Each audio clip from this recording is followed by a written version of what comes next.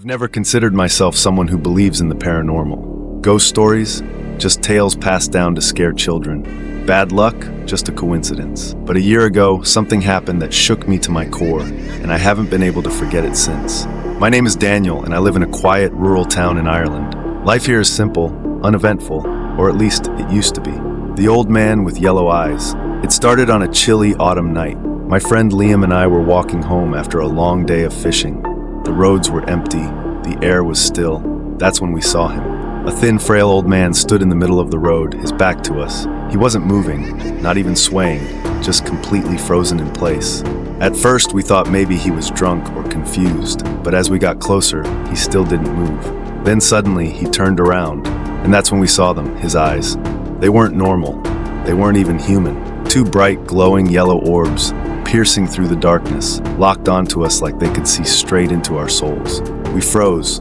I felt my stomach drop, my breath hitching in my throat. For what felt like an eternity, we stood there, locked in some kind of silent standoff with this thing. Then, as if nothing had happened, he turned and walked away. Just like that. Neither of us spoke a word as we hurried home. We didn't have to. We both knew we had just seen something unnatural. The cursed watch. A few weeks later, Liam's dad picked me up for another fishing trip. As I climbed into the truck, he handed me something. "Found this by the lake," he said, tossing it into my lap. "Thought you might like it." It was an old silver watch, slightly rusted, with a ticking sound so unnaturally loud, it made my ears ring. From the moment I put it in my pocket, things started going wrong. My driving test got canceled at the last minute. My best friend fell ill with no explanation. My car skidded off the road in perfect weather. Another friend crashed his bike the same day. Bad luck? Maybe, but it didn't stop.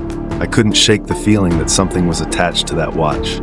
To this day, I still have it, and no matter where I put it, I always hear it ticking. The black dog that watched me. Then came the night I can't explain. It was late, around 10 p.m., and I was walking home alone. The roads were dead silent.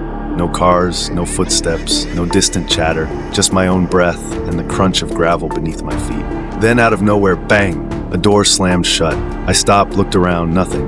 I kept walking, bang, bang, bang. 3 slams, perfectly synchronized, coming from the same house where I had seen the old man weeks before. I felt a cold dread creep up my spine. As I passed, I finally saw the source of the noise. A black dog, standing perfectly still at the front of the house. It had a metal bowl in its mouth, tapping it rhythmically against the doorstep. I let out a nervous chuckle, relieved it wasn't something worse. But then the dog stopped, and it turned to look at me. It wasn't normal. It didn't bark, didn't growl. It just stood up, rigid, unblinking, and stared at me with cold, calculating eyes. I have never felt fear like that before.